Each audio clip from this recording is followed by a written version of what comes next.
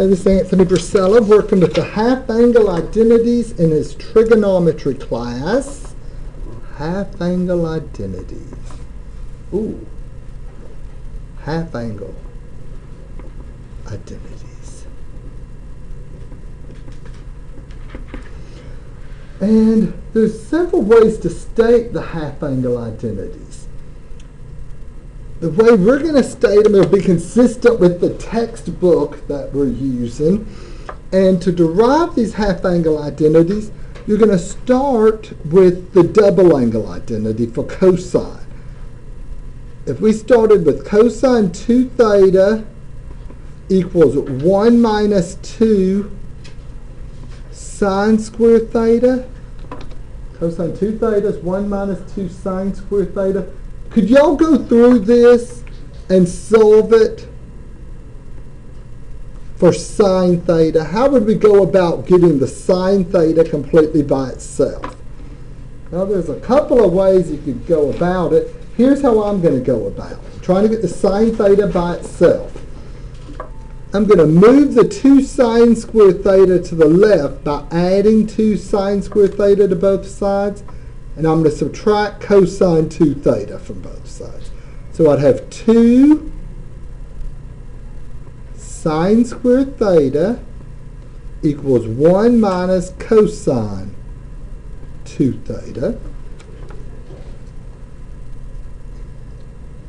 I'm trying to get the sine theta by itself. So what would I do next to get the sine theta by itself? Maybe divide by 2? Yeah, let's divide both sides by 2. Those 2's cancel there. So we have sine square theta equals 1 minus cosine 2 theta all over 2. Now to get rid of the square, what would I do to both sides to get rid of that square?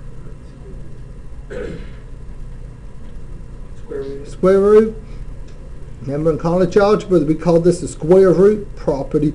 You don't just take the positive square root, you say positive or negative square root.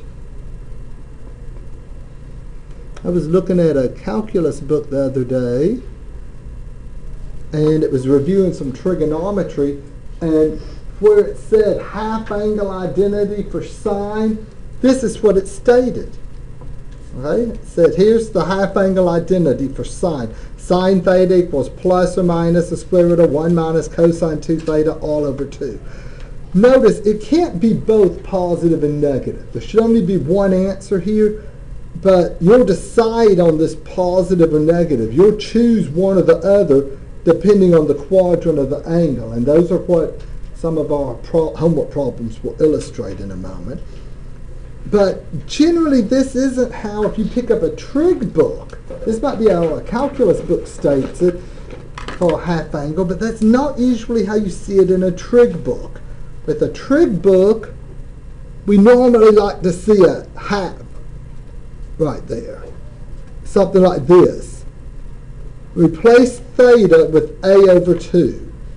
If I come over here and replace theta with a over 2, I'd have sine a over 2 equals plus or minus 1 minus. I'm replacing the theta with a over 2. What would happen with this 2 times theta if I replace the theta with a over 2? Do the 2's just cancel? So we have 1 minus cosine A all over 2. And that's how you normally see the sine half angle identity stated. It looks like a half angle, right, because it's angle divided by 2. Okay.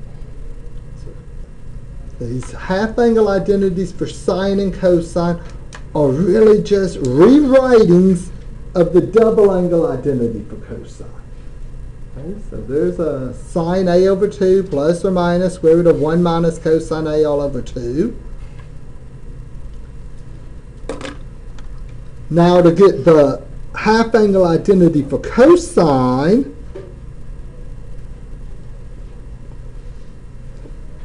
we're going to, can I move this up? I'm now going to derive a half angle identity for cosine using that other double angle identity, not the cosine square theta minus sine square theta, but the 2 cosine square theta minus 1. Rewrite this stuff so that cosine theta is by itself. So solve for cosine theta. That's what I'm going to be doing. And just because usually students like the stuff you're going to solve for on the left, I'm going to rewrite this whole thing like this. I'm just going to reverse the sides. 2 cosine squared theta minus 1 equals cosine 2 theta. Now how would I go about getting cosine theta by itself? I would move the 1 over by adding 1. Are y'all caught up with me? Or are you sitting there, oh, I don't care how he derives that. Just write them down. It's 3 types of students, I guess. One type wants to know why. Where did that identity come from? The second type, oh, I don't care where that identity came from. Just show it to me and I'll learn to use it. And what's the third type? They don't care where it came from and they're not going to bother learning to use it. But move the 1, divide both sides by 2. And we have cosine square theta, so to get rid of the square, it's another plus minus square root.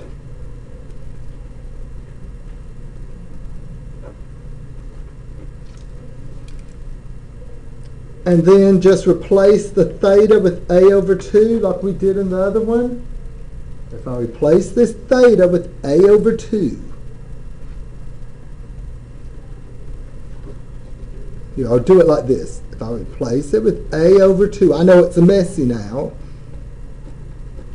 If I replace my thetas with a over 2, I have cosine a over 2 equals plus or minus 1 plus 2 times a over 2 is just cosine a all over 2.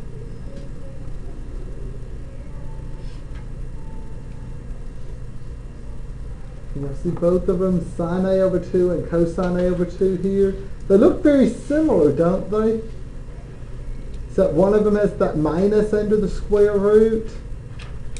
So if you had to memorize these, what would you do? Could y'all figure out a way to remember sine has the minus? Maybe sinus minus?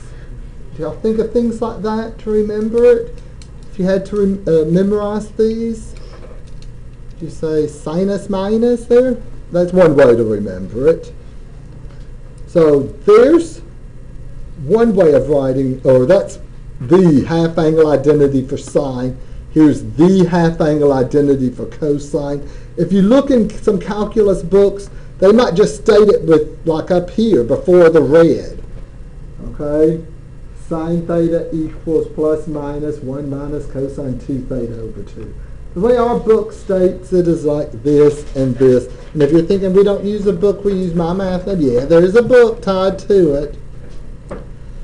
So there's the half angle identities for sine. For tangent, a over 2.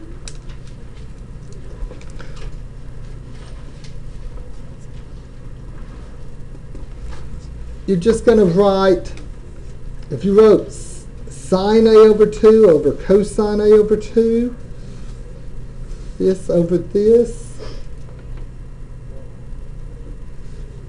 Oh gosh, I really want to get into that. You know what, I'm thinking I'm just going to state it. If you go sine over cosine, the 2's are going to cancel, and you'd wind up with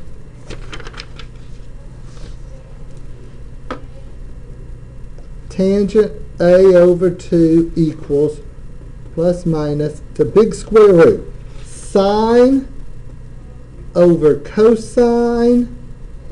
The little 2's here and here would cancel if you put all of that over all of that. So here's one way you'll see tangent A over 2. This has three different ways of writing, or there are three different half-angle identities for tangent.